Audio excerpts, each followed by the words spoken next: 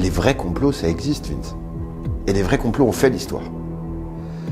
Ce qui se passe aujourd'hui, c'est pas que les vrais complots n'existent plus.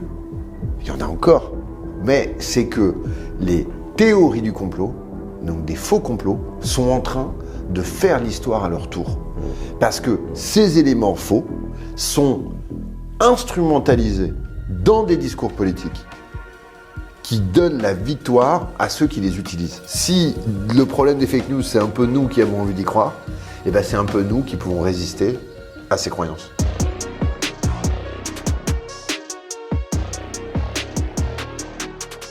Salut, bienvenue sur Limites. On est là pour parler limites planétaires, limites de ressources, limites humaines, essayer de mieux comprendre le monde qui nous entoure. Et vous savez très bien qu'on est à un moment charnière, ce que j'appelle personnellement la dernière révolution. C'est un moment en fait où nous n'avons plus suffisamment de ressources pour répondre à la demande de la civilisation thermo-industrielle, comme elle fonctionne. C'est un moment où on a des grosses transformations énergétiques et c'est un moment où on n'a jamais eu autant de dettes et on n'a jamais autant bousillé la planète en matière de climat, de biodiversité, pesticides, tout ce que vous voulez.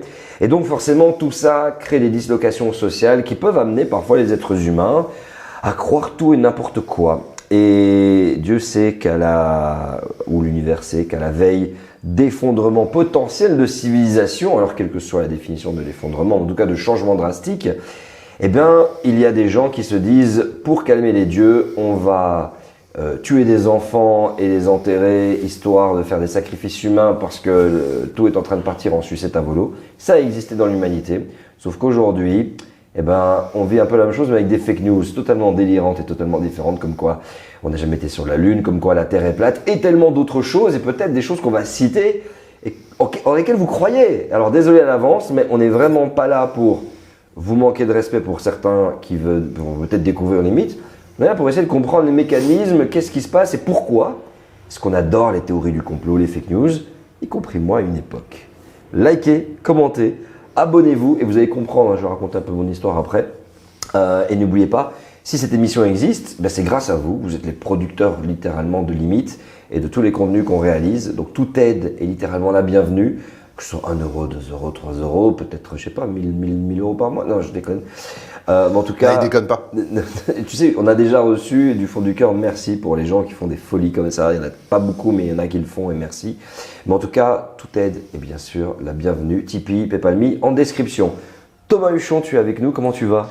Ça va, Vince. Ravi d'être avec vous aujourd'hui. Ravi à la commu de venir discuter et d'avoir un peu votre écoute. Voilà. Manipulation, force occulte, obscure un peu, complot. Comment faire face aux théories du complot les plus courantes, résister aux fake news, c'est un livre que tu as sorti récemment. C'est important qu'on en parle parce qu'on a l'impression que la frontière elle est très très mince. Et nous on est amené sur cette chaîne à inviter des experts, des chercheurs ou parfois des gens très passionnés dans leur domaine et qui peuvent être à 2 doigts, voire parfois être dans la fake news, dans la théorie du complot. C'est rare. Faut pas déconner non plus. Mais c'est intéressant qu'ensemble on décortique les fils du mystère. Mais avant ça, je voudrais savoir qui tu es pour les gens qui ne te connaissent peut-être pas. En fait. Pour ceux qui auraient l'immense chance de pas encore me connaître, moi je suis journaliste, je suis réalisateur documentaire et je suis devenu un spécialiste un peu bizarre parce que moi je m'intéresse pas aux vraies informations. Je fais même pas ce qu'on appelle du fact-checking, qui est de vérifier des infos. Et quand tu vérifies des infos, des fois, il y en a une vraie. Moi, je fais du debunking. Ça veut dire que je m'intéresse qu'à des fausses informations. Et le debunking, c'est l'opération d'expliquer qu'une info est fausse, mais surtout d'essayer de réfléchir à quoi sert cette fausse information, comment elle est utilisée, comment elle va se diffuser, et d'essayer de déconstruire ce qu'il y a un peu autour de cette fausse information. C'est finalement prendre le phénomène de la désinformation, des théories du complot, des fake news, comme un objet d'observation journalistique et sociale et sociétale, et d'essayer de mesurer comment est-ce que ces éléments-là, ces discours-là, vont se répercuter dans la société, vont être utilisés à des fins d'influence, à des fins de business, à des fins de politique, à des fins pour convaincre l'opinion. Et donc voilà. Et donc moi, je m'occupe de tout ça. Et ce sujet sur lequel moi, j'ai commencé à travailler en 2014, donc ça fait 11 ans, et ben il est devenu, à l'époque, personne n'en avait rien à foutre. Le terme fake news n'existait presque pas. D'ailleurs, on parlait pas de fake news. On parle de fake news à partir de 2016, quand le terme est à la fois utilisé par les médias américains et par Trump. This is fake news. You are fake news. Voilà, concernant CNN. Exactement. Et du coup, moi, j'ai vu évoluer ce sujet, et j'ai vu que ce sujet est devenu, je vais pas dire l'alpha et l'oméga des sociétés occidentales modernes, mais il est devenu ultra prégnant dans les débats publics, parce qu'il a grappillé petit à petit, au-delà de la sphère initiale, de gens peut-être un peu qui se considéraient comme des initiés sur des forums, en allant chercher des choses très cachées sur Internet, ou en tout cas difficiles à trouver. Aujourd'hui, t'ouvres TikTok. Que ça. Et sur 10 vidéos, t'en as 5 qui sont fake. Ouais. Tu ouvres YouTube, tu as le même type de problème avec la recommandation de vidéos. C'est-à-dire que tu vas en voir une, tu vas voir une vidéo sur les pyramides, paf. L'algo va capter, il va t'abreuver. Voilà. Et donc, moi, j'essaye d'observer ce phénomène. Et je l'observe comme journaliste, mais je suis aussi devenu enseignant. Donc, je suis prof à Sciences Po Paris où je donne des cours sur ce sujet-là. Et je fais aussi un autre truc qui est d'aller dans les collèges, dans les lycées, pour faire de l'éducation aux médias auprès des plus jeunes. Du décryptage de l'info, de l'analyse. On essaie de développer l'esprit critique numérique et de leur donner des tuyaux pour vérifier les infos et apprendre un peu à s'informer dans l'espace numérique. Et j'ai passé 7 semaines. Alors peut-être que entre le tournage et la diffusion, j'aurais passé le truc, mais je suis à 487 interventions en collège-lycée depuis 10 ans, dans toute la France. Voilà, et je suis chaud pour venir en Belgique, hein, s'il y en a qui veulent. Avec plaisir. J'ai fait quelques confs avec des assos belges aussi ces dernières années. Tu es la meilleure personne devant toi, parce que j'ai fait exactement la même chose pendant la période du Covid sur toutes les fake news qui tournaient. Voilà. Et aussi, on devenait dire on ne savait pas quand on ne savait pas qu'on n'avait pas suffisamment d'infos. Voilà. Et là, tu marques un point hyper important, mais je pense qu'il faudra y revenir plus tard. L'un des vrais éléments de cette nouvelle forme de communication qui existe avec les réseaux sociaux, avec les chaînes, avec les vidéos sur Internet et tout, c'est qu'effectivement, quand on sait pas, faut pas faire comme si on savait. C'est parce il faut avoir cette humilité. C'est parce que non, bien sûr que non. Mais alors, les chaînes ne cherchent pas, les algos n'en veulent pas non plus. Essaye de faire une vidéo en disant bon, je suis pas sûr. Et puis, ça nous arrive d'avoir des chercheurs qui nous disent on sait pas, et moi je suis tranquille avec ça. Je suis pas certain que ça soit les vidéos qui marchent le mieux. Non, effectivement, parce que les gens ont ce besoin, mais nous sur la chaîne on ne cherche pas forcément à faire des vidéos qui marchent le mieux. Sinon je ferais pas d'écologie déjà, je ferais pas de limite planétaire et on ferait pas ça. Mais on essaie. Quelle drôle d'idée. Vraiment. Mais tu sais, pour revenir un petit peu à tout ça, moi je vais un peu retourner dans le passé. Aujourd'hui, alors je suis né en 86, faites le calcul vous-même. Nous tournons cette vidéo le 21 mai 2025. Tu as 14 ans. Exactement, ouais, grave. Il y a un élément, tu sais, avant de te voir, je me suis dit, mais attends, c'était quoi la plus vieille théorie du complot que j'ai pu entendre? À quel moment? Moi, clairement, Internet, je l'ai eu à mes 12 ans. On est dans les années 2000 environ, 1998-19, mais plus vers mes 12, 13, 14 ans comme ça, où j'ai mes premiers souvenirs de théorie du complot que je voyais défiler dans des forums, ça racontait ça. Et je crois, la première dont on parlait fondamentalement à l'école, c'était la zone 51. On est dans les années 90, et tout le monde parlait, il y a une base militaire avec des aliens, etc. Et c'est devenu un truc que tout le monde croyait, il n'y avait pas Internet. Là, je parle d'avant Internet encore. Mais ça, c'est X-Files. C'était à cause d'X-Files. C'est la série X-Files. C'est quasiment certain que c'est cette série-là qui a posé ce narratif-là et qui, en fait, a joué sur une question sur laquelle on n'avait pas de réponse. Qu'est-ce qu'il y a dans la zone 51 ? Qui est une vraie base militaire. Qui est une vraie base militaire américaine dans laquelle ils ont fait notamment des tests nucléaires dans les années 60-70 sur des armes, mais qui en plus va se retrouver au-delà d'X-Files dans Independence Day. Oui, effectivement, où ils ont vraiment fait prisonnier. Là, on est en 95, je pense qu'on est à la fin des années 90. Mais c'est en même temps qu'X-Files. C'est dans la même période, hein, et en gros, t'as un espèce de terreau narratif de fiction d'Hollywood sur les choses bizarres qu'on nous cache, qui a toujours existé dans les grands films américains, les thrillers et tout, l'idée que... JFK. JFK, alors il y a un chapitre sur JFK dans le bouquin. Ok, lourd. Parce que le film JFK, et moi je le dis dans le bouquin, j'ai cru à tout ce qu'a dit Oliver Stone dans JFK. Bah, c'est tout faux. C'est que du fake, mec. Tu sais que j'ai pas vu le film. Mais c'est une dinguerie. Non, mais en fait, c'est une dinguerie. C'est-à-dire qu'on a tous... Il y a 80% des Français qui pensent que Lee Harvey Oswald n'a pas tué Kennedy et qu'il y a un complot contre Kennedy à cause de JFK. Parce que le film est ultra bien fait. Et en réalité, le film, sous couvert de présenter des éléments d'enquête officielle, de l'enquête américaine sur le crime de l'assassinat du président américain, en fait, va montrer systématiquement des choses biaisées de l'enquête, qui sont pas les conclusions finales, mais qui sont des hypothèses de travail, sans jamais nous dire que c'est des hypothèses de travail, en disant que ce sont les conclusions définitives. Et en fait, c'est pas ce qu'a dit l'enquête, quoi. C'est pas ce qu'a dit l'enquête officielle. Donc en fait, Oliver Stone nous a manipulés en nous racontant des choses qui n'étaient pas vraies du tout, dont j'ai du mal à imaginer que lui savait qu'elles étaient... Enfin, pensait vraiment qu'elles étaient vraies. Je pense qu'il y a vraiment un truc de manipulation. Mais en tout cas, voilà. Mais il y en a plein. Et effectivement, chaque grand moment de l'histoire de l'humanité, aujourd'hui, est réinterprété aujourd'hui sur les réseaux sociaux avec un vernis complotiste. La Deuxième Guerre mondiale aussi. Alors, tu remontes à la Seconde Guerre mondiale, et là, tu remontes... Si tu vas à la Seconde Guerre mondiale tout de suite, eh ben on est obligé de dire un truc, c'est que l'idée qu'il y a derrière la pensée nazie. Donc l'idée que les Juifs dirigent le monde en secret et qu'il faut les éliminer, parce que c'est un régime d'élimination des Juifs. Que l'Allemagne nazie s'est fondée sur des fausses informations complotistes. Voilà. Et en tout fait, leur c'est ça. narratif pour prendre le pouvoir. La plus grosse théorie du complot, c'est les Juifs dirigent le monde en secret. Au Moyen-Âge, tu avais déjà des mecs qui expliquaient que les Juifs mettaient la peste bubonique dans les puits.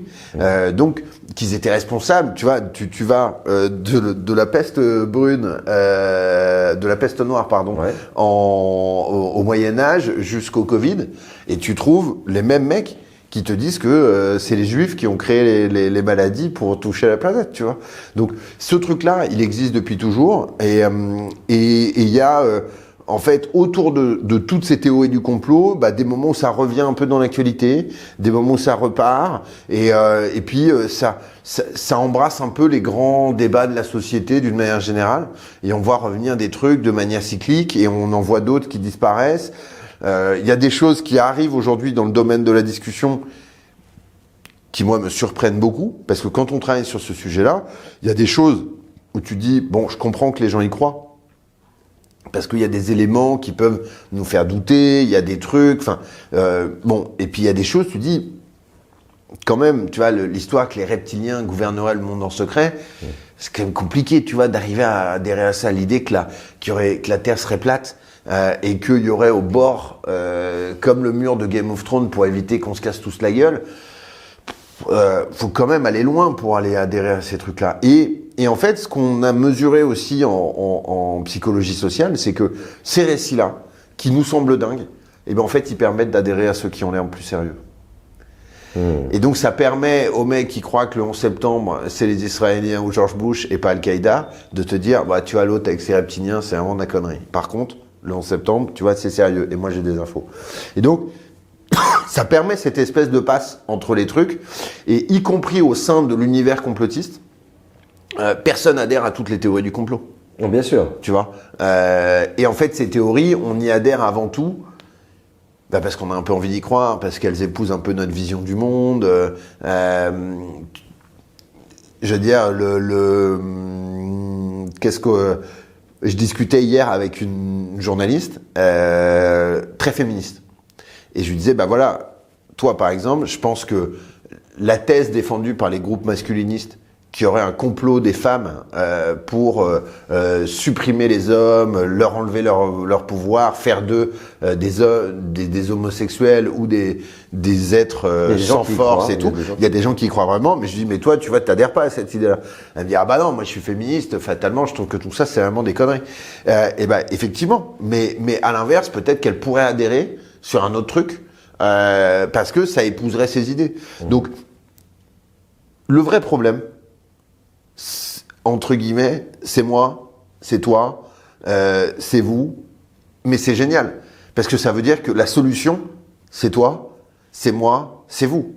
Si le problème, c'est notre manière de percevoir les choses, et qu'on est capable de travailler là-dessus, et ben en réalité, on a la solution. Si le problème des fake news, c'est un peu nous qui avons envie d'y croire, et ben c'est un peu nous qui pouvons résister à ces croyances.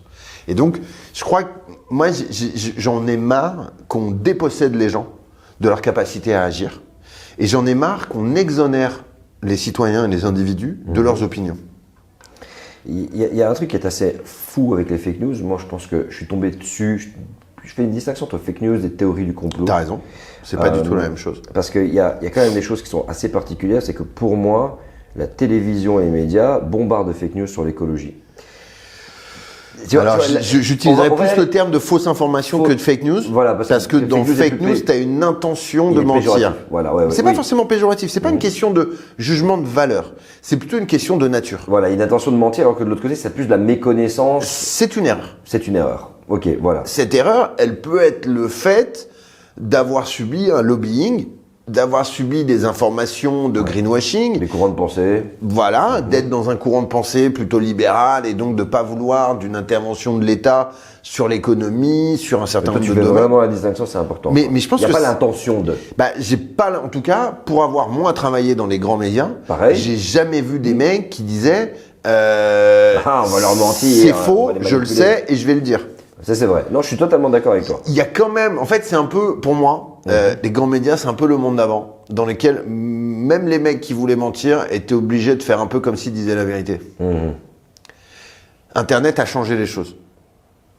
Aujourd'hui, les mecs qui veulent mentir sur leur chaîne YouTube, ils mentent clairement. Et ils font pas semblant de dire la vérité. Ils font pas semblant. Enfin, on en connaît quelques-uns qui savent très bien que c'est un modèle économique rentable que de mentir. Voilà. Mentir sur YouTube marche. Sur TikTok aussi, et permet de gagner des millions. Je suis très sérieux avec vous. Oui. On a évalué quelques chaînes YouTube avec des gourous francophones qui mentent, qui se contredisent, mais c'est pas grave, il y a 30 vidéos, les autres ils ont oublié, mais nous on n'oublie pas, donc nous on revient et on fait des debunks et des trucs dans le genre, parce que voilà. Et en évaluant, tu te rends compte, oui, leur chaîne génère des centaines, voire jusqu'à des millions d'euros sur du mensonge, de la fake news, on envoie et on balance, et que tu te rends compte que c'est tellement une machine productiviste de conneries que tu dis, ok, l'intention, elle est clairement financière, il y a rien d'autre derrière, comme des livres. Mais tu vois, c'est ça. Après, la différence, tu vois, c'est que le livre, il est vendu 15 €, moi je gagne 80 centimes dessus. Ouais, ça c'est les auteurs, vraiment beaucoup. Tu vois, pour arriver, je suis d'accord. Tu vois, ce que tu veux dire, c'est que on peut, en ce moment, il y a un méga succès de librairie qui est résisté de Salomé Saké. Pour Salomé, en plus, c'est un exemple parmi plein. Voilà, mais son livre, il est à plus de 200 000 exemplaires de vente. C'est colossal pour la société française, pour les livres en français. Un essai à 200 000 exemplaires, c'est vraiment énorme. Et même avec ça, tu te dirais, elle va gagner suffisamment d'argent pour se mettre à l'abri et tout. Pas du tout. Parce que tu vois, dans cet ensemble et dans cet amas de fausses informations, je suis tombé dedans.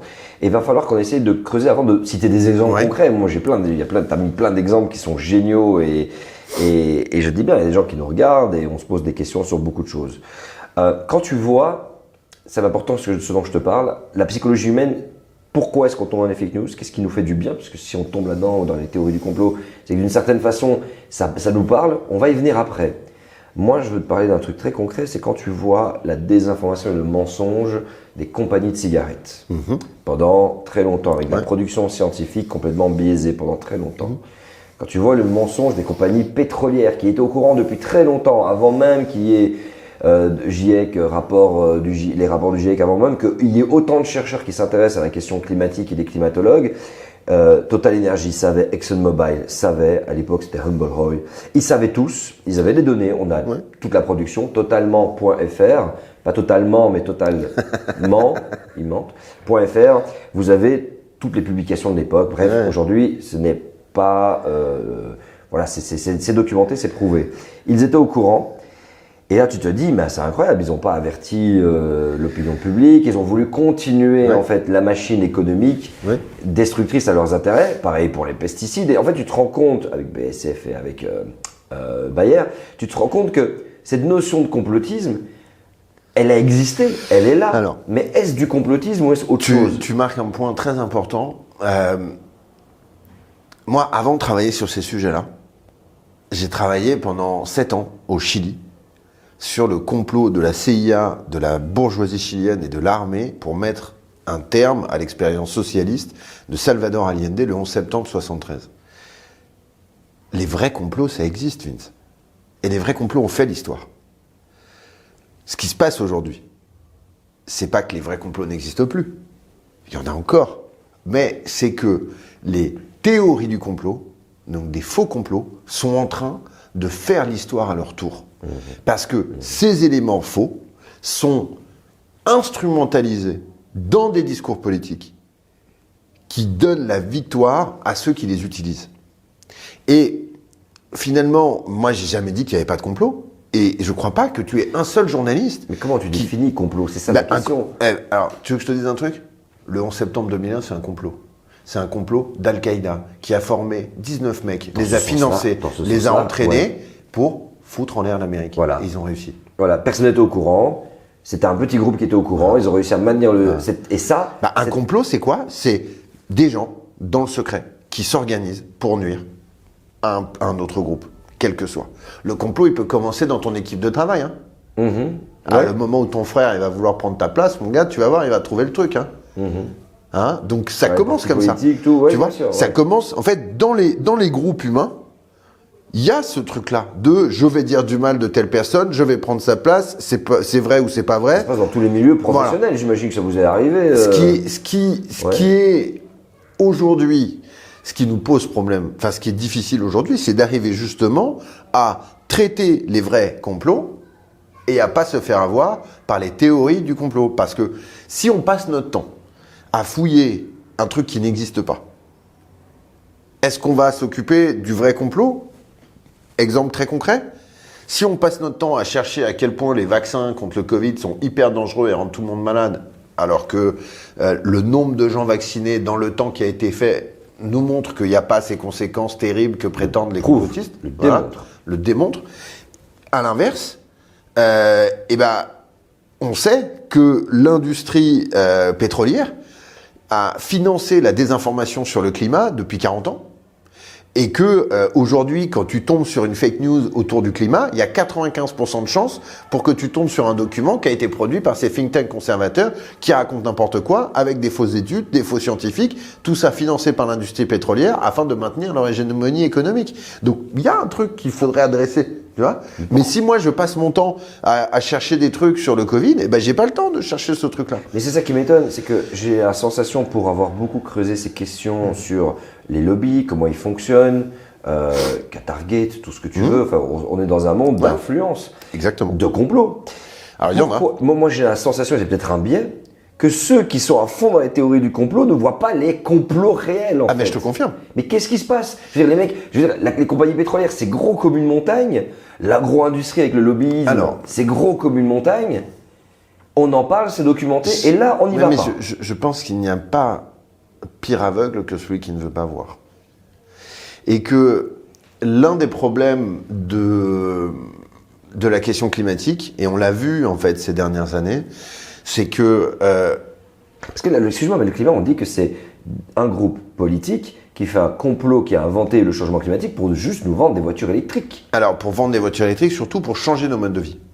Oui. Pour nous empêcher de vivre comme on veut vivre. Pour nous empêcher de manger comme on veut manger. Ça, c'est des think tanks américains, oui, mais du coup, des énergies fossiles. Que les gens adhèrent aux informations ou pas, ils veulent pas changer leur mode de vie. Et c'est ça le truc. Donc ils vont chercher des informations qui pourraient justifier... ils vont chercher... On va prendre un exemple qui n'a rien à voir avec ce sujet, mais qui montre bien un truc qui est très fort chez les êtres humains, qui s'appelle le biais de confirmation.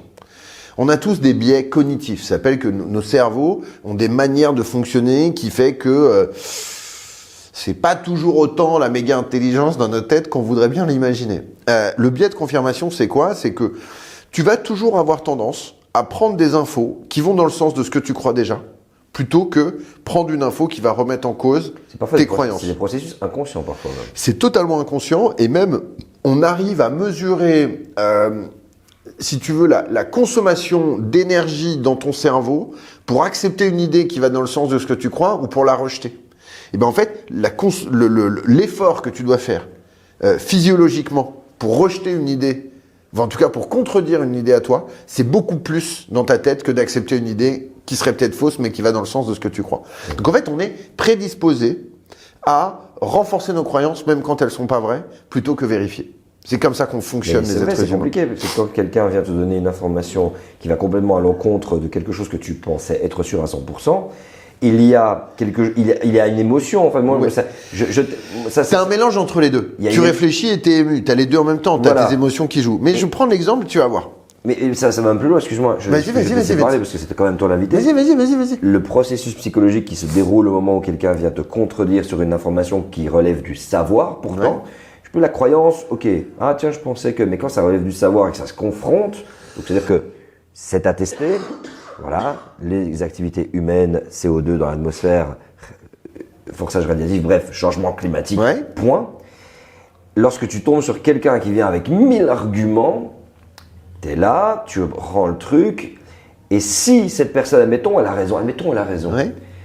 ce qu'il se passe, c'est que tu t'aperçois en fait, et je fais le test, Ouais, tu même l'as- pour ça le semble champ de vécu. la croyance, on va rester dans le champ de la croyance parce que quand tu sais, et je Ouais. démontre facilement en claquant des doigts les fausses informations. Mais quand tu crois à quelque chose, tu sais pas trop. Tu forges quand même, j'ai l'impression qu'on fait des liaisons neuronales entre cette croyance et un vocabulaire, une manière d'être, Bien une sûr. manière de se comporter. En fait, tu Et- l'intègres à un schéma de pensée. Et c'est ça, je crois que l'énergie que le corps demande, que le cerveau demande, c'est que quand quelqu'un vient déstabiliser ça, c'est comme si ça allait bousculer ta façon d'éduquer tes enfants, ta façon. En fait, et là, et c'est le moment en fait où ton cerveau commence à trembler parce que je suis passé par là étant jeune. Et ça te change. En fait, c'est comme un château de cartes. En fait, c'est mon shift écologique, quoi. Ouais, Oui. bah le château de cartes, il tombe, tu vois. Mais je vais te prendre un exemple, tu vas voir, qui est hyper intéressant, qui est l'affaire Xavier Dupont de Ligonnès. Tu sais, l'homme le plus recherché, Qu'on voit partout. voilà et tout. Alors, on va pas faire le truc d'Aquabeb, est-ce qu'il est machin et tout. Non, c'est ce qui s'est passé il y a en 2018, si je me trompe pas, quand t'as tous les journaux de France qui se trompent et qui disent qu'il a été arrêté. Ils mettent en photo la tête d'un mec qui n'est pas Xavier Dupont de Ligonnès, qui est un touriste portugais qui s'appelle Guy Joao, mais qui se trouve avoir des empreintes digitales qui correspondent quasiment à celles de Xavier Dupont de Ligonnès. Et donc toute cette journée du vendredi où on pense qu'il a été arrêté en Écosse, et ben en fait on pense que c'est lui. Et il va se passer un truc, c'est que sans rentrer dans les détails, les mecs font une erreur sur l'identification avec les critères scientifiques d'analyse des empreintes digitales. Et à aucun moment dans la journée, quelqu'un va poser la question de la source de l'information. Le truc va se circuler de la police de l'air et des frontières écossaises à la Scotland Yard, aux policiers français, puis aux journalistes français qui vont aller, en l'occurrence sur BFM, dire il a été arrêté et tout. Et il y a un moment où on va mettre côte à côte les deux photos. La photo de Xavier Dupont de Ligonnès, la dernière qu'on a de lui, et la photo de ce fameux Guy Joao. Et franchement, tu vois les deux bonhommes, c'est pas possible que tu dises que ce soit les mêmes.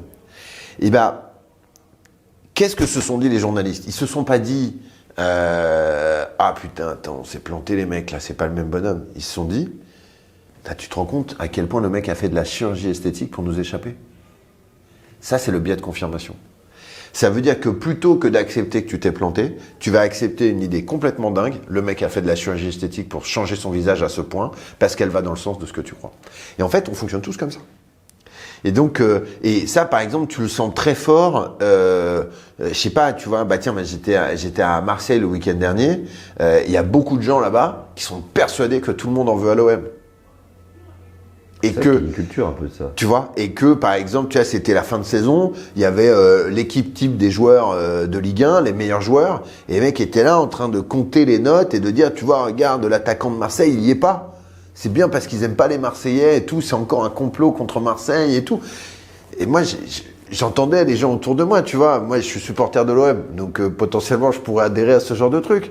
Mais la réalité, c'est que le mec dont il parle, il a mis beaucoup de buts et c'est un super joueur, mais il a aussi raté au moins une dizaine de matchs où il est complètement passé à côté. Alors que les gars qui sont dedans, bah, ils ont peut-être mis un peu moins de buts, mais ils ont été bons tous les matchs. Donc, mais quand tu ne veux pas voir les critères, bah, tu les vois pas. Et donc, il y a un truc. En fait, il faut qu'on se rende tous compte de quelque chose qui est hyper important. C'est que nos croyances et nos savoirs sont vachement entremêlés et que tout ça est pas tant basé sur des arguments que sur nos émotions à recevoir les arguments. En fait, on est beaucoup plus gouverné par nos émotions que par notre réflexion. Et c'est là qu'il y a ce piège. Parce que, oui, bien sûr que les choses les plus choquantes vont capter plus notre attention. Donc du coup, ce genre de contenu-là, les choses un peu qui te simplifient la vie, qui te simplifient les explications, ça marche mieux que les trucs compliqués. Et les théories du complot, c'est comme ça. La grosse théorie du complot, qui était un mouvement assez impressionnant, duquel est issu pour moi Kennedy, même si je fais le lien, enfin le Kennedy actuel, qui est ministre de la Santé, et Robert Kennedy. Je vais te parler de Qanon. Ouais, Qanon. Qanon, pardon, exactement, qui était incroyable parce que je me rappelle d'une image, d'une vidéo qui m'a fait halluciner, de gars de Qanon qui se sont rassemblés quelque part en disant il y a John Fitzgerald Kennedy qui va revenir. Alors, là tu fais le lien total. Ils sont sur le Dealey Plaza. Qu'est-ce que c'est que le Dealey Plaza? Cette image m'a choqué. C'est la place sur laquelle John Fitzgerald Kennedy a été assassiné à Dallas. Les mecs ont campé pendant plusieurs jours en attendant la résurrection. C'est en stream, quoi. De Kennedy et de tout un tas d'autres personnages qui devaient, selon la mythologie Qanon, arriver à sauver l'Amérique des pédophiles satanistes qui gouvernent le monde en secret. Chez les démocrates. Exactement. Alors, bien sûr, chez les démocrates. Ça a été vanné dans... ça a été un argument de vanne dans la série avec les super-héros qui sont complètement mégalos et complètement psychopathes. Là, okay. The Boys. The Voice, ok. The Boys, ok. Voilà, effectivement. Mais du coup, donc en fait, t'as ce truc-là, le mouvement Qanon, c'est hyper intéressant parce que c'est vraiment le méta-complot. C'est que c'est l'idée que tout serait un espèce de méga complot de dingue, parce que tu imagines même que y a des ramifications entre des États qui se font la guerre, mais qui en réalité dirigeraient le monde en secret et tout, et qui est très... En fait, c'est vachement bizarre parce que c'est très religieux. Ça fait appel à l'idée d'un messie qui viendrait sauver les gens. Tu vois, donc il y a tout un truc, il y a toute une espèce de mythologie. C'est une tentative de secte. Moi, je trouve que ça ressemble un peu à un truc de dérive sectaire, parce que tu as un gourou, Q, le personnage qui écrit, qui est supposément, tu sais, ce truc de Q, c'est que... pourquoi il s'appelle Q, ce personnage? Il s'appelle Q parce que dans les services secrets américains, il y a des degrés d'accréditation. Et quand tu as l'accréditation Q, ça veut dire que tu sais ce qu'il y a dans la zone 51. Tu vois? Et c'est comme ça qu'ils le vendent. Ils disent quand tu as l'accréditation Q, tu as accès au secret de l'Amérique. Et donc Q, anon, parce que c'est un Q anonyme, puisque tu ne sais pas qui c'est, et il va publier des messages un peu cryptiques sur des forums, 4chan, 8chan, 8kun, tout au long de l'année 2017, 2018, 2019, 2020. Et il se trouve qu'aujourd'hui, on sait qui est Q. Ah bon? Mais ouais, ça a été trouvé par 2 chercheurs en sémiologie. C'est hyper intéressant. Les mecs c'est l'équipe qui a bossé pour savoir si Molière avait bien écrit toutes ses pièces. Il y a l'idée que Molière a écrit... L'étude de l'écriture. En fait, c'est-à-dire que quand tu écris, tu vas utiliser, toi, peut-être le mot parfois, quand moi, je vais utiliser le mot dorénavant. Quand tu utilises le mot parfois, systématiquement, tu vas mettre une virgule. Quand tu vois, en fait, on a des manières d'identifier nos personnalités au travers du langage. Et donc, ils ont bossé sur Molière pour essayer de savoir si Molière avait vraiment écrit toutes ses pièces, parce qu'il y a un peu une idée que Corneille aurait écrit certaines des pièces de Molière sous faux nom, et que Molière les aurait récupérées.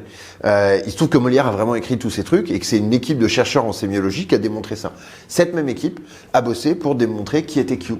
Et donc, ils ont récupéré les textes écrits par une quinzaine de personnes qui étaient soupçonnées d'être Q par des équipes de journalistes et tout. Ils ont récupéré tout ce que ces gens avaient écrit. Tout. Les messages privés, les messages perso, les messages publics, les posts sur les réseaux sociaux, les discours, les machins, tout, absolument, qu'avaient dit ces mecs. Et ils ont passé ça dans un méga algorithme, dans une méga machine, avec tous les messages écrits par Q. Et bien en fait, Q, c'est 2 bonhommes qui se succèdent. Un mec qui est un nobody absolu, et qui n'est absolument pas accrédité secret défense et tout, et qui a écrit des choses, et qui va faire ça pendant 1 an et demi, et au bout d'un moment, eh ben c'est un autre personnage qui s'appelle Watkins, qui est le fils du propriétaire des forums 8chan, 4chan, 8kun, qui va reprendre le flambeau et qui va écrire les messages. Ce mec-là, depuis, s'est présenté sous l'égide du mouvement trumpiste dans un État américain pour devenir député. Et puis il y a un paradoxe de dingue en fait, à ce que sur les forums qui contiennent le plus de trucs pédophiles dégueulasses, parce que ces réseaux en ont plein, et ben en fait, il y a les mecs qui expliquent qu'il faut lutter contre les pédophiles. Donc, tout ça n'a aucun sens, tout ça est une arnaque, et c'est probablement même une histoire de business, en fait, aussi. Oui, parce que c'est des Américains, ils font pas un truc sans qu'il y ait une volonté pécuniaire derrière. C'est très péjoratif vis-à-vis des Américains. Désolé s'il y a des carrés qui nous regardent. Mais regarde Raël. Regarde, voilà, regarde Quanon, ils vendaient des t-shirts, ils vendaient des goodies, ils vendaient des mugs. Donc ils ont sans doute récupéré des centaines de milliers de dollars, voire des millions. Je suis sûr qu'il y a beaucoup d'argent qui a été récupéré. Des dons. C'est comme si nous, limite, on reçoit des dons parce qu'on a envie de diffuser des choses qu'on estime importantes pour monsieur et madame tout le monde. Mais peut-être qu'il y a quelqu'un de l'autre côté qui va faire sa chaîne YouTube, à la Quanon, qui va estimer, non, les gens ont besoin de savoir qu'il y a des reptiliens à la place des êtres humains, et qui va aussi recevoir des dons. Et donc il va faire une escroquerie. Mais ce qui est assez intéressant en plus avec le mouvement Quanon, c'est que au départ, Internet, c'est un espace dans lequel il n'y a pas de frontières, mais il y a des barrières linguistiques. L'internet anglais, anglophone, c'est pas l'internet francophone. Et en général, il y a un petit temps avant que ce qui se passe en anglais arrive en français. Et ce petit temps, c'est le temps que les choses qui se passent souvent aux États-Unis, puisque c'est souvent là-bas que ça démarre, passent par le Canada. Ouais. Et c'est là qu'il y a la transformation. Puis par la Belgique ou la Suisse. Ouais, totalement. Et ensuite par la France. Ouais. Hein, mais ça passe quand même, ça fait ce chemin-là. ARP, Chemtrail. Exactement. C'est des trucs américains. Ouais. Et je me rappelle du projet ARP, j'en ai entendu parler, genre, on devait être en 2008-2009, la première fois que j'en ai entendu parler. Et je veux dire, quand on se met à parler de ça, c'est que... Et je me rappelle, oui, si, sur les forums, j'allais chercher, c'était des trucs québécois. C'est des Canadiens qui en parlaient. Mais là aussi, c'est quand même une folie parce que nous, on le sait, on l'a vu, et attention, il va peut-être y avoir des commentaires. Quand j'aborde des vidéos sur le changement climatique qui partent en viral sur YouTube, donc qui vont au-delà de notre bulle algorithmique, qui proposent le sujet à plein d'autres gens, monsieur et tout le monde, les commentaires sur ARP, ils arrivent en masse, quoi. Ouais, c'est pas genre les feux en Californie en janvier 2025. C'est pas le changement climatique, c'est pas multifactoriel au changement climatique, à des événements, des conditions météorologiques. C'est ARP. Et c'est tout. Et c'est la réponse. Mais c'était déjà le cas pour les inondations à Valence. Oui. Et attends, pour les inondations à Valence, il y a eu ARP, mais il y a eu aussi un autre truc. Le bateau qui est une centrale électrique portable. Ça, c'est ARP. Et c'est ça qu'ils considèrent comme ARP, en fait. Ce qui est assez rigolo dans cette histoire, c'est qu'en fait, la personne qui partage cette vidéo, avec le bateau qui est soi-disant devant Valence, alors qu'il n'est pas du tout à Valence, il est aux îles Canaries, enfin bon, c'est pas grave. Mais on a parlé à la nana qui a filmé le bateau. Oui, mais tu vas rigoler. Ok, parce que moi, ce que j'ai retrouvé... Nous, on a parlé. Le mec, j'étais sur Trafic Maritime pour voir où est-ce qu'il était amarré. Bien et sûr. il n'était pas du tout C'est un bateau turc. Oui. Et en fait, il y en a une dizaine comme ça de bateaux dans le monde. Ils travaillent plutôt en Asie du Sud-Est, notamment en Indonésie, où il y a des très petites îles qui a des difficultés d'approvisionnement électrique. Ils stationnent, ils font de l'électricité, ils distribuent, machin. En fait, tout ça part d'un mec qui s'appelle Silvano Trotta. Français. Qui est un Alsacien, je crois. Je crois qu'il est en Suisse maintenant, mais je suis pas sûr. Beaucoup en clash avec Serge Jacquat sur Twitter. Exactement. Et lui, dédicace à Serge, que j'ai rencontré dans une émission et que j'aime beaucoup. Incroyable, on l'a vu sur la chaîne. J'aime beaucoup Serge. J'ai même eu la chance de porter son chapeau, tu vois. Wow. C'était la grosse classe. Il doit avoir la ressemblance. Mais là, en fait, il est venu dans l'émission d'M6 dans laquelle j'étais chroniqueur, La Grande Semaine. Et effectivement, si tu veux, lui qui parle de ces sujets, moi, tout de suite, on est devenu copains comme avec toi. Tu veux, parce qu'il fait un effort incroyable pour débunker les fake news. Justement, mais moi en fait même à un moment je pense qu'il a pas compris une remarque que j'ai fait parce que j'ai fait une espèce de blague en mode réchauffement climatique, c'est pas vraiment vrai, tu vois, pour qu'il puisse dire mais si c'est vrai et tout. En fait, il m'a regardé genre mais qu'est-ce qu'il dit l'autre là, ça va pas du tout. Je croyais qu'il était dans mon camp là, qu'est-ce que c'est que ce truc. Mais du coup, ce mec qui est devenu Silvano Trotta, ça devient une vedette des conspis au moment du Covid. Et depuis, il est passé en spécialiste de la poutinophilie et du désengage de l'Ukraine. et il va aussi beaucoup sur les questions climato-sceptiques. Ce que nous, on a constaté en tant qu'observateur du phénomène, et ça, toi, ça va te parler, c'est qu'en fait, tu as un mouvement de diffusion très forte des théories du complot au moment du Covid, que ça fait progresser l'adhésion dans la société, et que ce groupe de gens qu'on va appeler un peu comme ça les antivax pour pouvoir les qualifier là dans ces discussions, et ben en fait, il y en a une grosse partie qui va devenir climato-sceptique. Et pas forcément sur les arguments, pas forcément sur le lien entre une question sanitaire et une question scientifique, climatique et tout, sur l'idée dont on a parlé au départ que, en fait, le Covid, pour tout un tas de gens, c'est faux et on veut leur faire changer de mode de vie. On veut les vacciner, on veut faire les passes sanitaires, on veut machin et tout. Et en fait, le climat, ben, il retrouve la même pression. Parce que on veut leur faire changer de voiture, on veut les empêcher de rentrer dans certaines villes parce que leur bagnole pollue, on fait des discours sur la consommation de la viande, sur le barbecue, sur tout ça. Et donc du coup, ce qu'eux considèrent comme quelque chose d'important pour eux, leur mode de vie, leurs habitudes de consommation, leurs habitudes alimentaires, ils veulent pas qu'on y touche. Et donc, plutôt que de dire « Ah, attends, faut peut-être que je change ma manière de consommer », non. Je vais accepter l'idée pourtant fausse que le réchauffement climatique c'est pas vrai et que tout ça c'est inventé pour me faire chier et moi je vais continuer à rouler dans mon 4x4 au diesel en emmenant des côtes de bœuf à bouffer avec mes potes. David, j'adore la côte de bœuf, hein. Je suis moi, pas moi aussi, mais il a justement. Mais si on peut en manger un peu moins que tous les jours, je pense que c'est mieux. C'est ça le but et c'est meilleur quand on en mange moins. C'est meilleur pour le corps et ouais, voilà, c'est fou. Enfin voilà. Non, mais je crois que ce qui est intéressant, c'est que on est poussé en permanence dans ce monde à se radicaliser, quel que soit le sujet, quel que soit le domaine, quelle que soit la situation, alors qu'en fait, on devrait tous se modérer.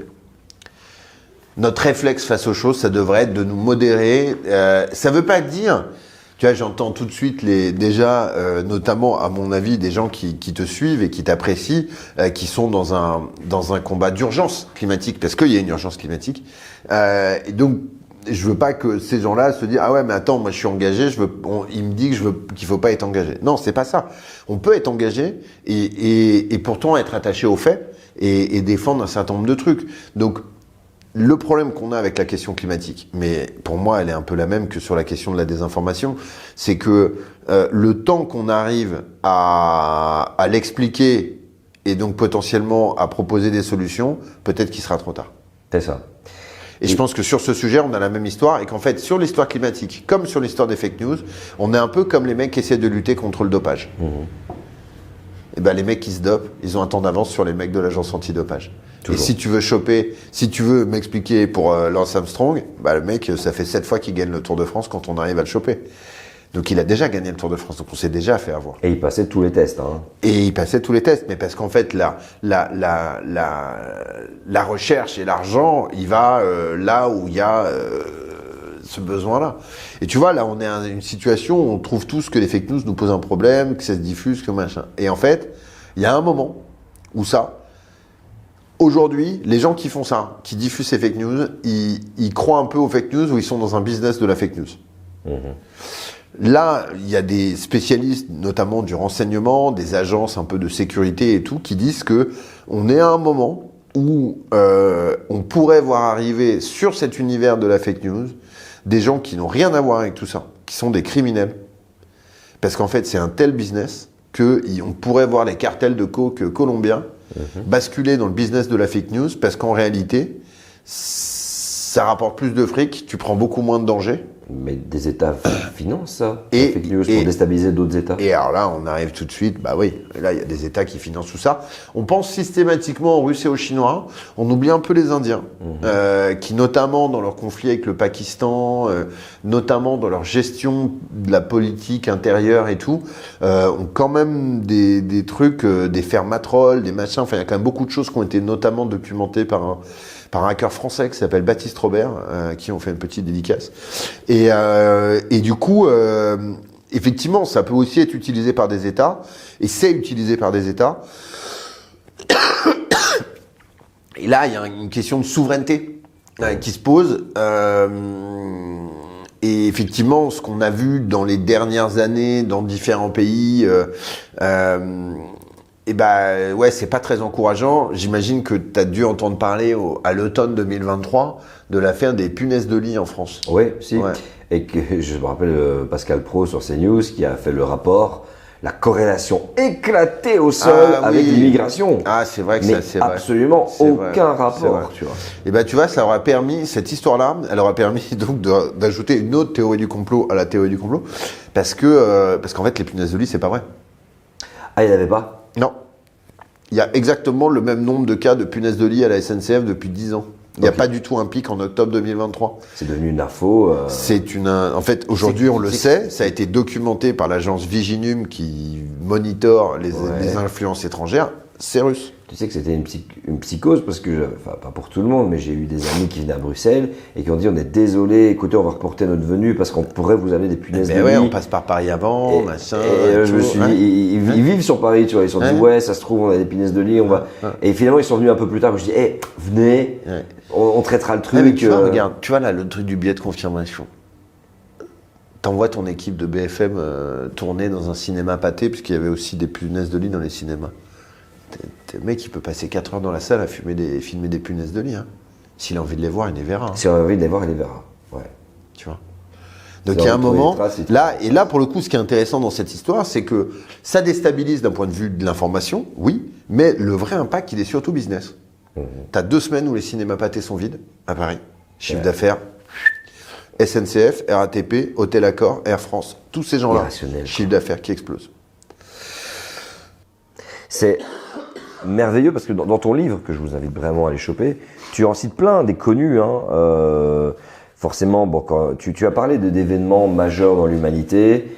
Le Covid en est un, en tout cas dans notre époque contemporaine. Nous, ça a été un truc, mais attends, on n'aurait jamais imaginé vivre un truc comme ça. Il y a des générations qui n'auront pas vécu un truc pareil. Hein. Non, totalement. Tu vois, il y en a qui ont vécu la guerre, ok. Franchement, tu vois, les 3 mois enfermés, c'était une dinguerie. Mais tu crois que plus le traumatisme est immense, plus on va tenter d'essayer de rationaliser ce traumatisme. Et après, j'ai envie de savoir, parce que comme Canon, il y a eu du monde, comme plein de gens croient en ça, est-ce que ça nous fait du bien de nous valider entre nous en mode croire au même truc? Alors, c'est sûr. En fait, c'est-à-dire que tu as 2 phénomènes. C'est-à-dire que tu as un truc de tes croyances et tu as un truc du groupe social. Pour être accepté par le groupe social, il faut en partager un certain nombre de codes. Ouais. Quel que soit ce groupe social auquel tu vas appartenir. Beaucoup avec ça, on va y venir. Alors effectivement, il y a un énorme truc culturel autour du hip-hop, mais là c'est un autre type de problème, c'est que on est dans une époque où la seule contre-culture, elle est complotiste. Et donc pour tous ceux qui auraient envie d'être dans une forme de contre-culture, ce que je comprends et ce que moi j'ai fait quand j'étais ado. Tu vois, moi, la contre-culture, on écoutait du rap, Nirvana, on faisait du Goethe, tu vois, on faisait des trucs qui étaient pas acceptés par la société, qui étaient critiqués, donc on était dans une forme de contre-culture.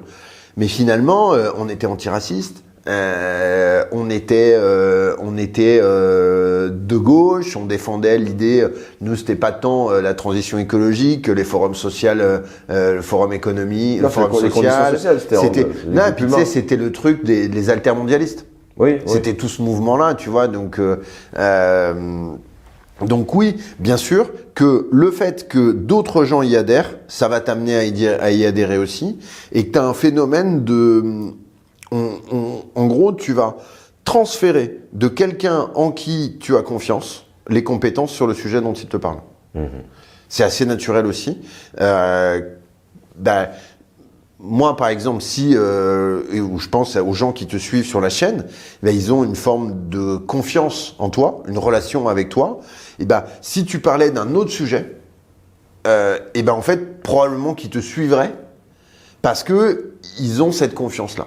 C'est ça. Voilà. Et ils se disent, tiens, lui, quand il parle, il sait de quoi il parle. Quand il parle d'écologie, oui. Est-ce que c'est le cas sur d'autres sujets? Je sais pas quels sont quel est ton travail derrière et tout ça. Voilà. Tu vois. Un peu politique. Donc, je pense qu'il y a un truc de transfert, un peu comme une espèce de transfert magique. Alors que moi, j'ai confiance aux chercheurs que j'invite et enfin, j'ai confiance. on les challenge aussi pour certains. Non, mais Bien je vois ce que entendu. tu veux dire. Il y a beaucoup effectivement d'influenceurs qui ont été connus pour telle et telle raison et qui ont été dans... Tu sais, il y en a aussi beaucoup qui se sont retrouvés là malgré eux et qui ont été validés par tout un pan de la société, pas énormément, mais par un certain nombre de personnes. Et cette illusion du nombre leur a donné confiance dans leur argumentaire en disant ils sont là pour ça. Et tu vois, c'est un peu pourquoi les gens sont là, que tu ne deviens pas un cliché ou une parodie de toi-même. Pourquoi je dis ça? Parce que j'ai animé de la libre antenne. Bien sûr, mais j'ai animé de la libre antenne, j'ai fait des talk shows où les gens m'écoutaient le soir et me donnaient une confiance pour essayer de donner des conseils à des jeunes quand ils ont des problèmes avec leurs parents, à faire des blagues, à faire de l'humour. Très bien, tranquille, c'était ça. Mais on m'attendait principalement que là-dessus. Et puis il y a des moments, mon patron il m'a dit oui, il serait bien que tu invites des politiques à l'antenne. Et j'ai commencé à inviter des politiques à l'antenne. Et parce qu'il avait bien compris effectivement que mais c'est bien pour lui, c'est intéressant pour lui parce que ça permet à la radio de se faire un peu connaître dans ce domaine-là et qu'on ne sait jamais qui va être élu. Moi j'étais jeune, donc moi je me dis je veux discuter avec des politiciens, il n'y a pas de problème. Mais donc j'ai été en quelque sorte utilisé pour quelque chose comme on est tous utilisés. Mais les gens m'ont donné leur confiance. Et c'est comme si maintenant je fais les limites planétaires, j'y vais à fond, et que tout d'un coup tu me retrouves sur un autre truc en train de dire les gars je vous vends du bitcoin, je m'y connais en bitcoin, miser sur mon code promo de bitcoin, etc. et je me fais de l'argent, j'ai utilisé leur confiance. Et beaucoup d'influenceurs, Idriss Aberkan, ont viré vers ça. Sans le citer. Non, sans le citer, ouais. Bah, ce personnage, ouais. Moi, il m'aime pas beaucoup. Hein. Mais je pense que toute personne qui fait un travail de débunkage, un travail de profondeur... il est un peu ennuyeux ce personnage parce que quand il parle de toi, il y a tous les gens qui l'aiment qui viennent te dire à quel point il t'aime pas. Et c'est un peu violent, ouais. Le Idriss Aberkan, ça... Par exemple, c'est pas très les agréable. raisons pour lesquelles on pouvait l'écouter à une époque, que moi je l'écoutais, sur cette notion du cerveau, comment le cerveau fonctionne, etc. J'avais lu le livre, je l'avais acheté, j'étais jeune, du tout, je me dis tiens, je le regarde et je me dis bon, j'ai pas trop de trucs profonds, mais ça me fait plaisir, ça répond à certaines questions, ça remet en question le système éducatif, etc., etc. Et j'ai trouvé ça plutôt sympa et ça partait peut-être potentiellement d'une bonne intention. Et là maintenant, ça dérive dans la géopolitique. Il dit des conneries sur le BRICS, il dit des conneries sur le changement climatique. Ah, sur le changement climatique, c'est terrifiant. Mais voilà, même sur les questions politiques et tout, c'est oui, je veux dire, il hallucinant. a invité le Raptor pour dire oui, mais des écologistes sont tombés dessus. Et le Raptor qui a dit des bêtises immenses, en fait, qu'on a débunké facilement. Alors lui, là, sa vidéo a 3 millions de vues en 2 jours, là, où il disait... Mais c'était, en plus, ça faisait longtemps qu'il n'avait rien fait. Mais c'est ça, et c'est un problème, parce que forcément, cette fausse information a beaucoup tourné. Alors, ça s'est beaucoup retourné contre lui, parce qu'il ne faut pas oublier une chose importante. 89% des gens croient au changement climatique. Non, alors, ça dépend où, dans quel pays. En Belgique, c'est 4 personnes sur 10 qui n'y croient pas, dont 3 qui disent c'est un cycle naturel, on n'a pas de contrôle, c'est pas l'homme, c'est la nature. Et 1%, donc 1%, pardon, 10%, mais une personne sur 10 qui dit il n'y en a pas, ça n'existe pas. Il n'y a pas de réchauffement climatique. Il n'y a pas de réchauffement climatique. Donc là, tu vois que là, même sur cette catégorie, tu as donc des négationnistes. Il n'y a pas. Et tu as des révisionnistes. Ouais. En fait, c'est l'homme, c'est pas l'homme, c'est machin. Et puis, tu as des gens qui écoutent les faits et la science. Ce qui est intéressant moi, je trouve que l'objet complotiste climatique, il est hyper intéressant parce que justement, il est assez unique en son genre. Il est créé par l'industrie. En fait, c'est ça qui est vraiment intéressant, je trouve, c'est que, en fait, à la fin des années 70, le consensus scientifique, il est quasiment total sur le réchauffement climatique. Et il va changer, sous les coups de boutoir de l'industrie pétrolière. Et ça, effectivement, c'est probablement déjà pas assez expliqué, pas assez raconté, et ça devrait nous pousser à voir d'une manière totalement différente les opérations de communication de l'industrie pétrolière aujourd'hui. Il y a un truc qui est sûr, c'est que sur cette question du réchauffement climatique, il y a plein de gens qui n'ont pas envie d'y croire, pour toutes les raisons qu'on a données. Et il y a plein de gens qui ne veulent pas voir. Et en même temps, cette question, elle est ultra prégnante pour tout le monde. En fait, c'est ça, moi, qui m'embête un peu avec cette histoire de théorie du complot autour du réchauffement climatique.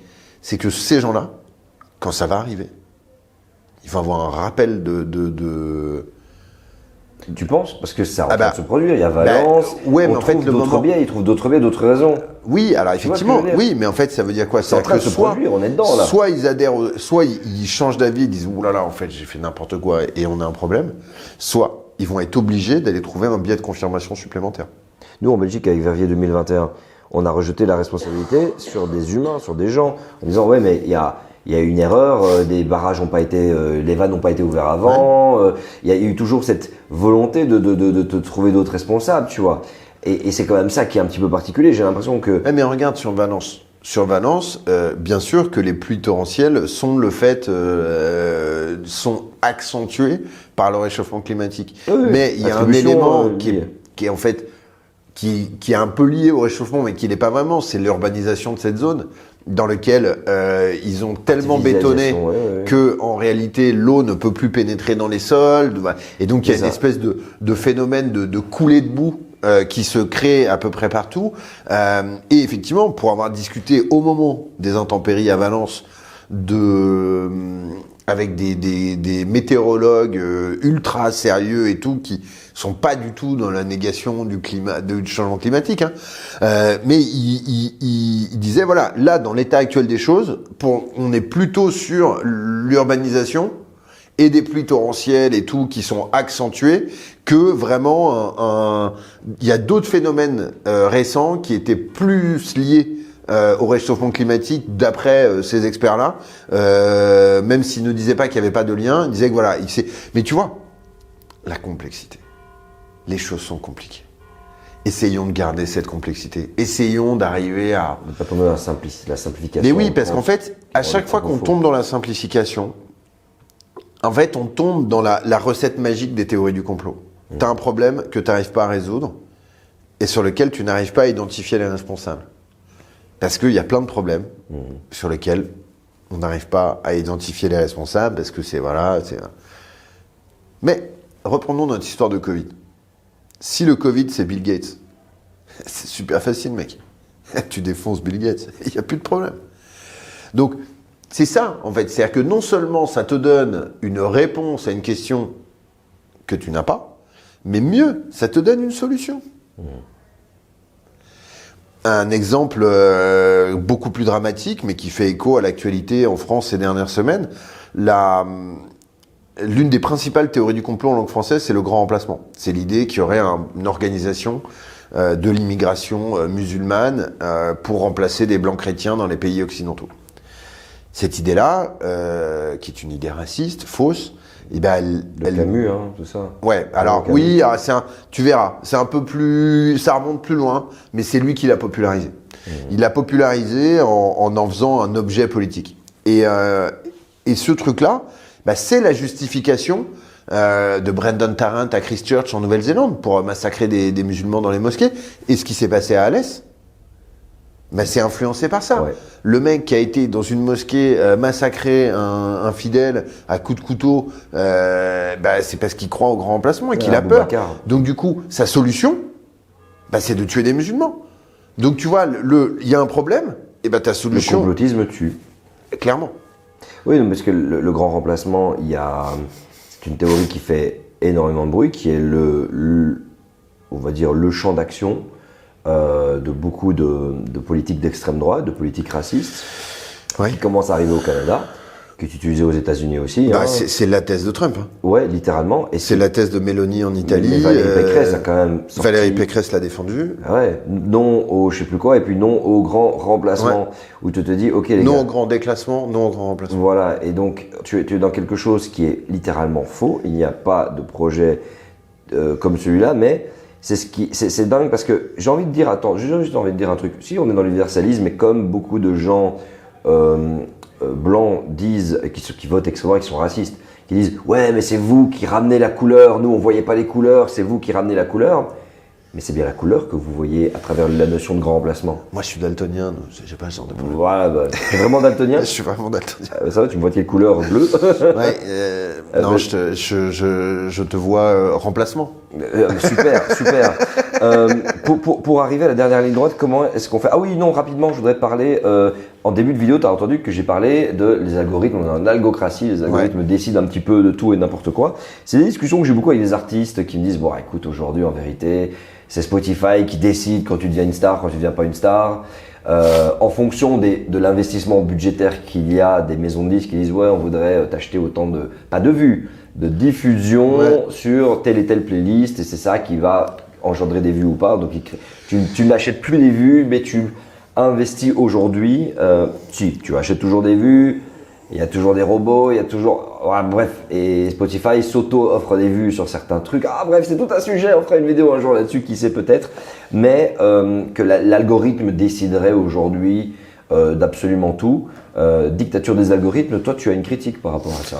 Mais oui, en fait, moi j'ai un problème avec ce qui n'est pas transparent.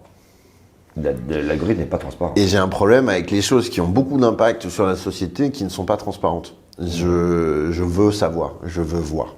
Je veux voir pour être sûr qu'il n'y a pas une arnaque.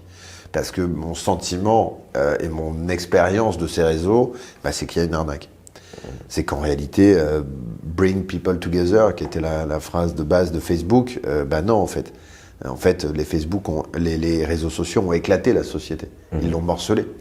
Ils nous ont enfermés dans des bulles sans qu'on s'en rende compte. Ils nous ont renforcés dans nos propres croyances sans qu'on s'en rende compte. Mais à la fin, on est tous dressés les uns contre les autres. On vit tous dans un espèce de silo idéologique dont on n'arrive pas à sortir. Et en fait, c'est déjà un peu notre nature à la base. Mais là, ça a été tellement amplifié et ça se passe des centaines de fois par jour. En moyenne, une personne de moins de 35 ans regarde son portable 600 fois par jour. Donc ça veut dire que 600 fois par jour, tu te prends un coup de manipulation algorithmique. Les notifications, ça joue sur ta perception, ça joue tellement fort sur tes émotions que tu n'as plus tout ton cerveau quand tu récupères une notification, et donc on estime que tu perds 10 points de QI par notification. Donc tu vois que les algorithmes, ils ont un impact énorme sur nous. Ça ne veut pas dire que tu les récupères pas, les points, tu les récupères après. Hein. Ouais, non, sinon je serais à moins 1 million. Bah ouais, on est à moins 4 millions à 2. Donc tu as un truc sur les algos qui est un manque de transparence. Et on voit bien que dans cette recette du Coca-Cola, dans ce secret des dieux, tiens en fait, tout ce dont nous parlons depuis tout à l'heure. La réalité, c'est que si les GAFA, Google, Amazon, Facebook, Apple, Microsoft, désormais TikTok, Twitter, si ces entreprises nous avaient dit au départ comment elles allaient gagner de l'argent, on les aurait jamais laissé faire. Comment elles font de l'argent? Manipulation de masse. Elles captent toutes nos informations personnelles pour faire de la projection psychologique et comportementale de ce que nous allons faire. En gros, elles ont fait un commerce de nos secrets psychologiques et de nos intimes. Waouh, ok. Donc en fait, mes secrets sont vendus par un réseau social à quelqu'un qui va me cibler avec une publicité pour me faire acheter un truc ou me faire acheter une idée. Et ça devrait s'appeler la démocratie et la liberté. Je crois pas. Je crois que la liberté, c'est aussi le libre arbitre. Et que pour pouvoir exercer son libre arbitre, il faut être dans un univers dans lequel tu as conscience de ce qui se passe. L'absence de transparence des algorithmes empêche totalement tout cela. Et ce que l'on sait par des lanceurs d'alerte de ces entreprises, c'est que ces algorithmes ont un impact dingue en réalité. Ils ont un impact dingue sur notre manière de voir le monde, sur notre manière de réagir, sur nos émotions. De nous voir nous-mêmes. Sur notre manière de nous voir nous-mêmes. Et on sait, par exemple, tu vois, même en sortant du domaine des fake news, chez Instagram, ils ont des études internes qui montrent que 15% des adolescentes britanniques qui utilisent Insta ont des pensées suicidaires quand elles ferment l'appli. Est-ce qu'ils modifient l'appli? Non. On a donc des gens qui ont fabriqué un produit dont ils savent qu'un utilisateur sur 6 a des pensées suicidaires à la fin de l'utiliser, et ils ne changent rien. Combien de temps on peut accepter ça? Combien de temps on peut laisser nos enfants, nos ados, nos cousins, nos potes subir ça, sans dire quelque chose? Je crois qu'on est vraiment face à une urgence. Et je le dis avec beaucoup de mesures dans une chaîne qui parle de l'urgence climatique. Je pense que ces deux urgences sont liées. Les limites humaines aussi, il s'en est une. Exactement. Et je pense que là, on a une urgence commune entre ceux qui ont compris qu'il y avait un enjeu climatique énorme et que pour arriver à l'atteindre, mais notre seule manière, ça va être de convaincre des gens que c'est la vérité. Et pour les convaincre, on n'aura pas beaucoup d'autres outils que ceux-là. Et donc, si ces outils, fondamentalement, jouent contre nous, mais en fait, on ne pourra jamais gagner ce combat. Et peut-être que, tu vois, on a beaucoup parlé des réseaux sociaux, on a beaucoup parlé des informations, on a beaucoup parlé de changement climatique. On n'a pas parlé d'intelligence artificielle, on n'aura pas le temps d'en parler, mais je voudrais laisser une porte ouverte. Les gens qui nous regardent sur 2 informations qui montrent bien qu'en réalité, la problématique numérique et la problématique climatique, elles vont s'embrasser très rapidement. Pour développer ChatGPT 3, juste pour le développer, pour fabriquer ChatGPT 3, il a fallu la moitié de la consommation d'eau du Royaume-Uni sur un an. Donc 6 mois de consommation d'eau de la totalité de la population du Royaume-Uni et 100% de l'électricité du Japon sur un an. Ok ? Donc ça veut dire que pour le concevoir. Pour le concevoir. La semaine dernière, il y a 3 semaines, pardon, le patron de ChatGPT nous a dit arrêtez de dire bonjour et merci aux IA, parce qu'à chaque fois que vous faites ça, vous consommez de l'énergie. Il nous dit quelque chose dans cette histoire. Il nous dit arrêtez de dire bonjour et merci, parce que ça me coûte de l'argent. Ça me coûte de l'argent, ouais. Et là, on a un enjeu de souveraineté européenne. Parce qu'un data center pour faire de l'IA, en Europe ou aux États-Unis, il ne consomme pas du tout la même chose. En Europe, il est 20 fois plus clean. Donc si on décide que, pour la question planétaire, l'IA se développe aux États-Unis, eh ben on a 20 fois moins de temps que si on la développe en Europe. C'est ça. Je pense que ça devrait nous alerter sur quelque chose. Faut-il la développer? Après, c'est inarrêtable, c'est lancé. C'est lancé. Même peut-être que la limite des ressources, en fait, la limite des ressources va peut-être effectivement... Effectivement. Non, mais tu vois, moi, je crois qu'il y a un moment... Peut-être se dire, bon, c'est plus intéressant, effectivement, de le faire en Europe, s'il faut le faire, quoi. La question, en tout cas, ce qui est sûr, c'est qu'il y a un moment où ces 2 questions-là, elles vont être tellement entremêlées que, écoute, il faudra peut-être qu'on fasse une chaîne YouTube ensemble. Ah, ce serait génial. Dites-nous ce que vous en pensez en commentaire de cette idée de génie. Oh, j'adorerais. On pourrait faire un truc mi-frite, mi-débat. Je vais à tous les instants, on tourne et c'est parti. C'est peut-être quelque chose qui vient de naître là en direct. Et il est malin, il me l'a fait comme ça. Boum. Moi, j'adore lancer des nouvelles chaînes YouTube. Moi, Non, en tout cas, c'était un vrai plaisir d'être avec toi. Merci, Thomas. Et du coup, on se verra à Lyon aussi. Oui, parce qu'au moment où nous faisons ce tournage, effectivement, dans quelques jours, nous serons au Climat Libé Tour. Alors, le moment où cette vidéo sortira, ce sera déjà passé. Oui. Mais effectivement, on est invité par Journal Libération pour justement parler de tout ça, parler de toute cette situation et faire le lien avec le climat. Alors, on n'a pas eu l'occasion de parler de Maître Gims et des Égyptiens avec les pyramides. Non, mais on reviendra. Ouais, on reviendra. T'inquiète pas, je pense que dans les 6 mois qui viennent, tu vas en avoir un qui va te lâcher une dinguerie et que tu auras envie d'en reparler et qu'on se reverra, mon cher Vince. En tout cas, c'était un vrai plaisir d'être avec toi. Merci Thomas, résister aux fake news, comment faire face aux théories du complot les plus courantes, donc un petit manuel de résistance quotidienne. Il est ici, je vous mets les liens bien sûr en commentaire, c'est important. J'espère que vous avez apprécié cette vidéo, vous avez passé un bon moment avec nous, appréciez également cet audio si vous écoutez sur Spotify, Deezer et tout le reste. J'espère que vous êtes toujours accrochés pour l'avenir. On a besoin de vous dans cette bataille. La résistance n'en est qu'à ses prémices. Je suis d'accord. Et il faudra résister au changement climatique, comme à la désinformation. Et on se retrouvera. Eh ben parfait. Abonnez-vous, likez, commentez. Ciao à tous. Ciao Vince. Ciao Thomas.